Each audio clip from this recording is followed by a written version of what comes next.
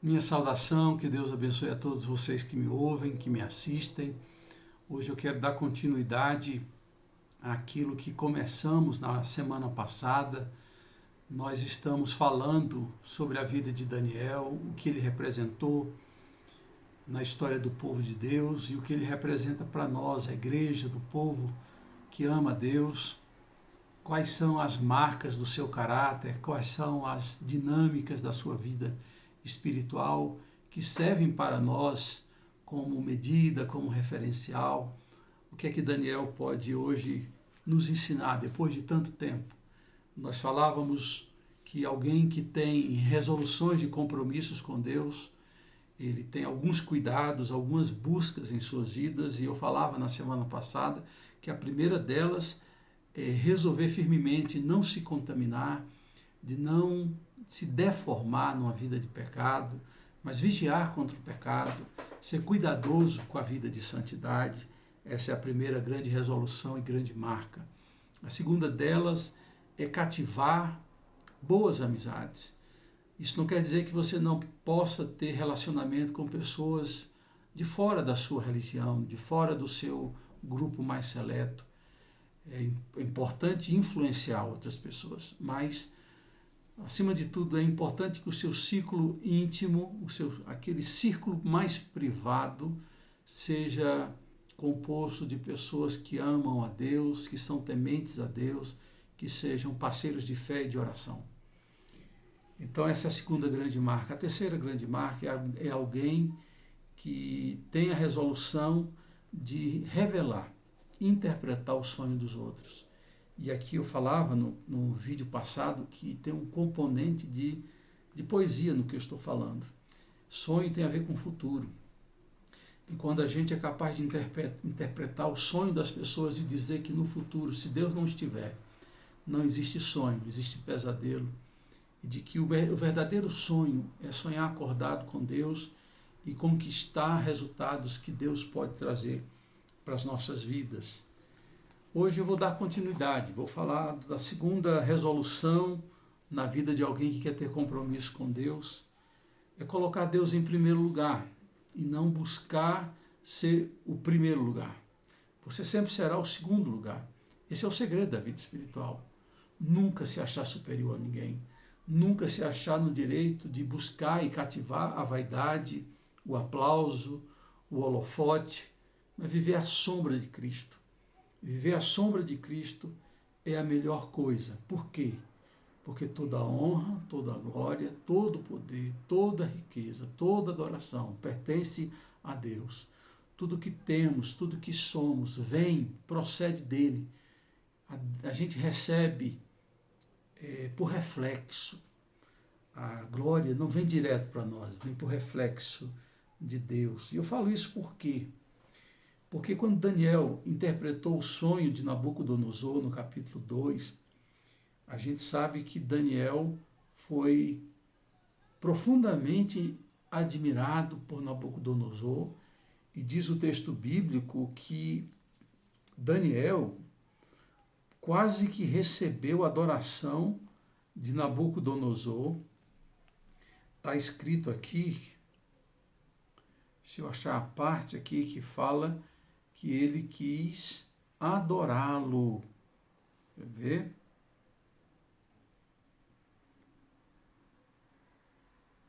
Depois que ele interpreta. Foi esse o sonho, versículo 36. Foi esse o sonho. E agora eu vou explicá-lo para o Senhor. O Senhor o mais poderoso de todos os reis. Deus do céu é quem te fez rei. E vai prosseguindo na interpretação, até que ele diz assim, versículo 45, é isso que quer dizer a pedra que o rei viu. O grande Deus está revelando ao Senhor o que vai acontecer no futuro.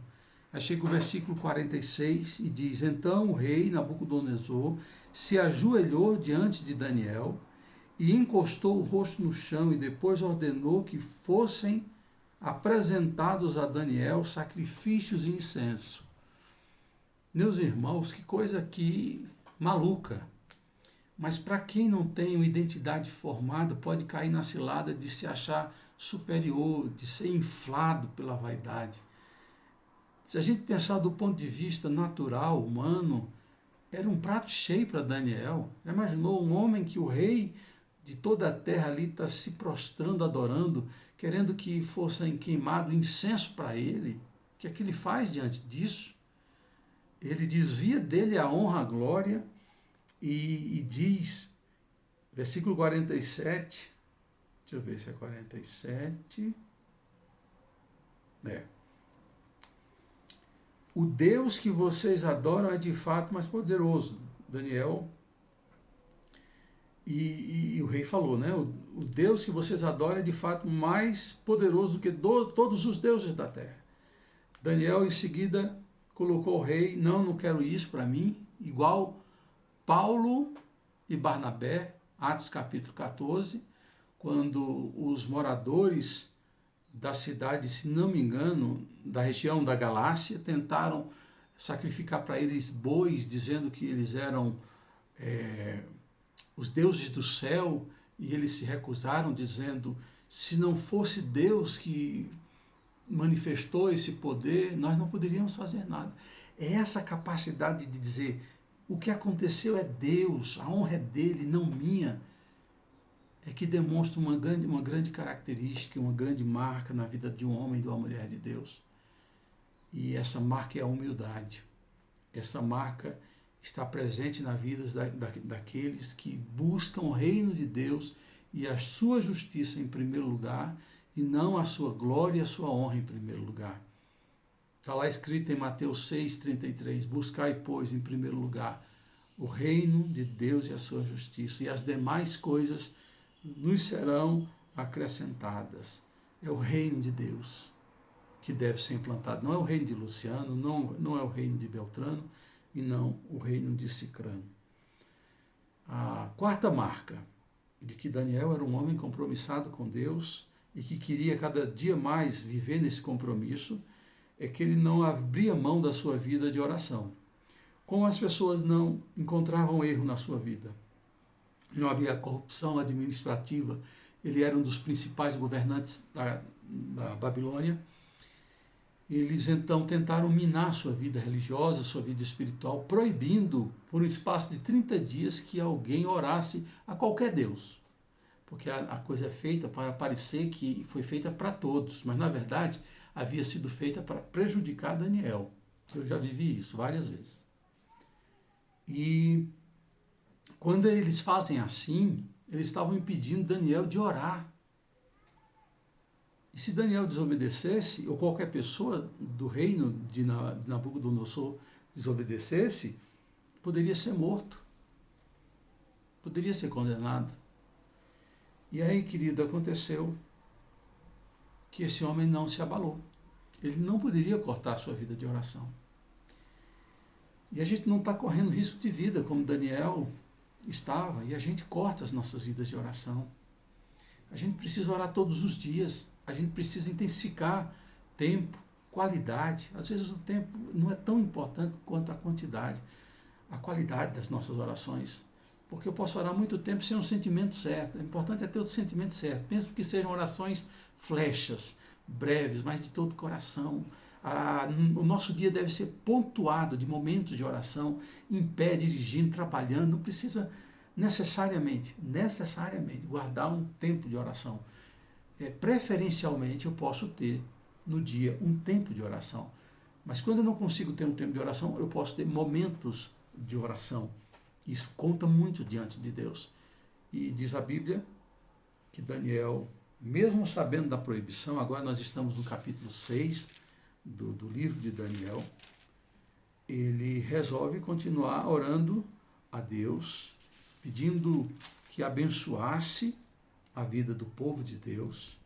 E de fato foi isso que aconteceu. Ele sobe um aposento que ele tinha no primeiro andar, abre a janela em direção a Jerusalém, se ajoelha e ora ao Pai do céu, e o Pai do céu ouviu. Descobriram,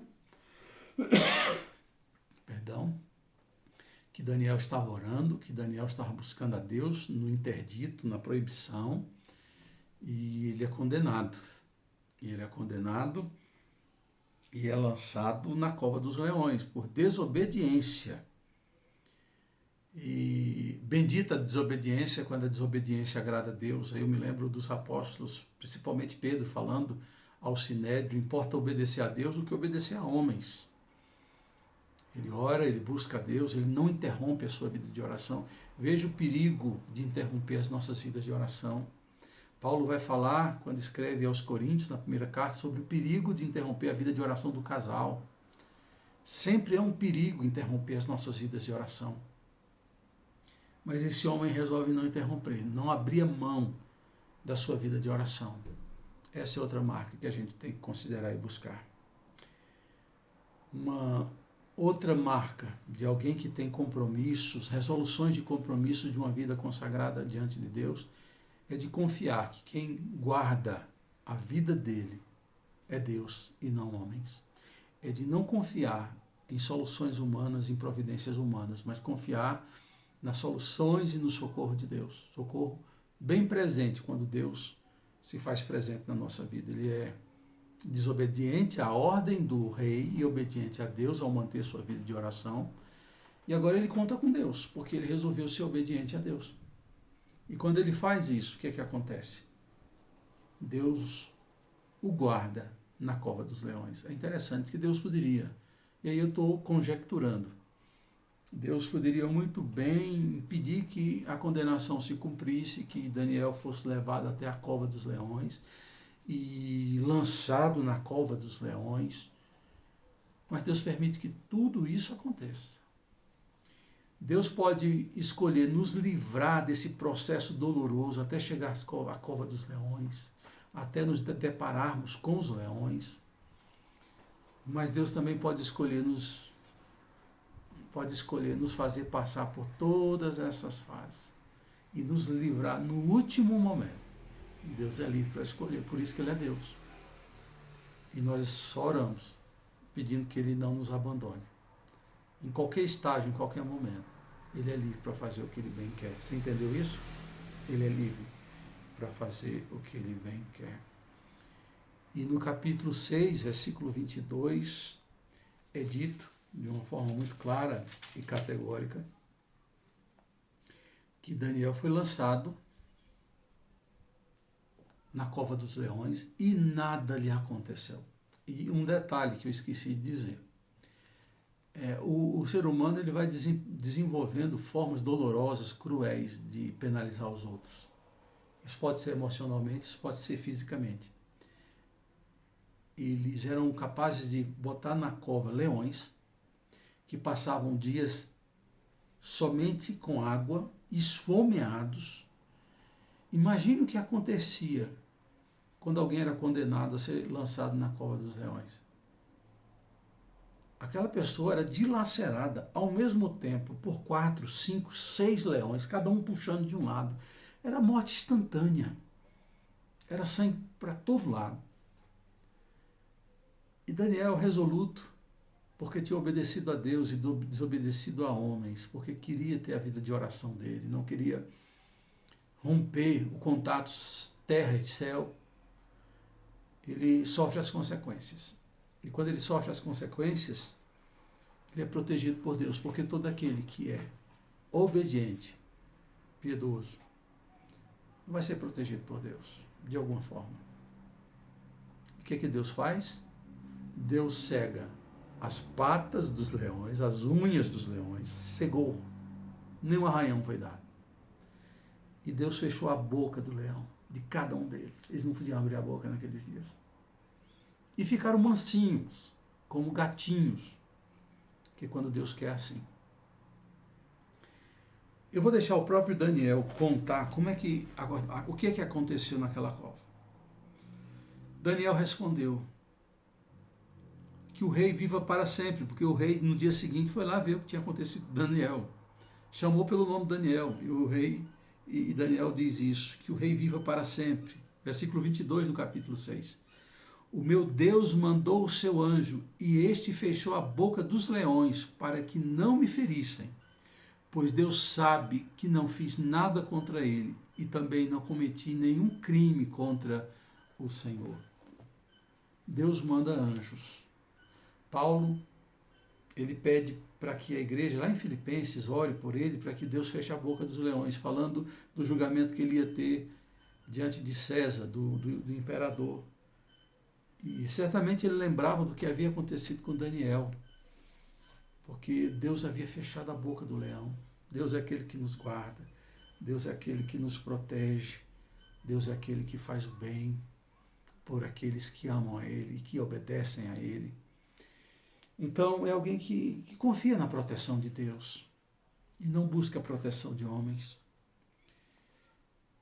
Por fim, eu queria dizer que alguém que quer ter uma vida de resoluções, que o compromisso e a aliança com Deus ali está presente, é uma pessoa que lê a palavra e confessa os seus pecados. É inevitável. Quem lê a palavra de Deus, quem conhece a santidade de Deus, olha para a sua miséria e confessa a Deus os seus pecados, vê as suas limitações e percebe que precisa muito de Deus, porque ele é tão pequeno, ele é tão frágil, tão pecaminoso, tão pecador, que ele só com Deus é que ele consegue viver.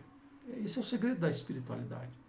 Não é pensar que é maior, é pensar que ele é pequeno e que precisa de Deus. Se você entendeu isso, você entendeu o que é a vida espiritual. Capítulo 9, versículo 2, diz que Daniel era um homem que lia a palavra de Deus. No primeiro ano do seu reinado, eu estava estudando os livros sagrados e pensando nos 70 anos que Jerusalém ficaria arrasada, de acordo com o que o Senhor Deus tinha dito ao profeta Jeremias. Era um homem que lia a palavra de Deus. Era um homem que buscava conhecer a Deus pelas Escrituras. Jesus vai dizer: errais em não conhecer as Escrituras e o poder de Deus. Quando a gente não se aprofunda no conhecimento da palavra, no fundamento dos apóstolos, a gente vai ser crente medíocre e vai falar do que não conhece, vai fazer afirmações teológicas inconsistentes, porque não está baseado na palavra de Deus. Então, havia uma marca na vida desse homem, que era ler a palavra. Não viva sem oração, não viva sem ler a palavra. Não viva sem fazer compromissos com Deus. Não viva sem ter amizades espirituais, gente boa, gente de fé com a gente. E também confesse os seus pecados. Você não é super-homem. Você não é melhor do que ninguém. A leitura da Bíblia nos leva para a vida de confissão de pecados. E é isso que acontece. Quando você lê o capítulo 9, você vai ler uma oração de confissão de pecados por ele e pelo povo. É uma oração de profundo quebrantamento, de tristeza, de humildade, que esse homem faz diante de Deus, reconhecendo que ele não é merecedor das bênçãos de Deus, que ele é ingrato, que ele não é justo. Pelo contrário, ele é passível de condenação. E que ele descobre que Deus lhe dá algo por misericórdia e graça, não é por merecimento. E ele chora, lamenta todo o pecado que o povo cometeu e que ele também havia cometido. E é o capítulo 9 profundo. Eu vou ler aqui apenas uma parte, versículo 3 do capítulo 9 de Daniel. Em sinal de tristeza, eu vesti uma roupa feita de pano grosseiro, pano de saco, sentei-me sobre as cinzas, deixei de comer e orei com fervor ao Senhor, Deus, fazendo-lhes pedidos e súplicas. Orei ao Senhor, meu Deus, e fiz a seguinte confissão: Senhor Deus, Tu és grande e poderoso, Tu guardas a aliança que fizeste com os que te amam e obedecem os teus mandamentos, e sempre lhes dá provas do teu amor. Nós temos cometido pecados e maldades, fizemos coisas más e nos revoltamos contra ti, desobedecemos as tuas leis, os teus mandamentos. Nós demos atenção aos teus servos, não demos atenção aos teus servos, os profetas, que falavam em teu nome. Tu, ó nosso Deus, és sempre justo, mas agora sentimos vergonha de nós. É isso que está no coração de alguém que é crente, de alguém que olha a sua miséria, de alguém que sabe que só o perdão de Deus restaura e traz vida aos nossos ao nosso viver. A minha oração, na verdade, é que a gente possa caminhar pelo caminho de Daniel, por a coragem que ele teve, pela resolução que ele fez de ter uma vida de compromisso com Deus. Que essas duas palavras que tentam juntar de forma muito parcial, superficial, da vida de Daniel, possam ser base para um compromisso mais fundamentado, levado mais a sério por nós diante de Deus. Vamos orar? Senhor, nós confessamos os nossos pecados, nós somos injustos, nós somos indignos, mas o teu amor nos constrange porque esse amor te faz nos perdoar e investir em nós, e nós agradecemos por esse amor. Nós te bendizemos por esta graça. Visita cada um que faz essa oração comigo. E nós fazemos resoluções, como Daniel fez. Resoluções de sermos crentes melhores, mais dedicados, porque queremos honrar o teu nome. Louvado seja o teu nome, hoje e sempre, porque ao Senhor pertence toda a glória, honra e adoração. É o que nós assim afirmamos. No nome de Jesus. Amém. Deus abençoe sua vida.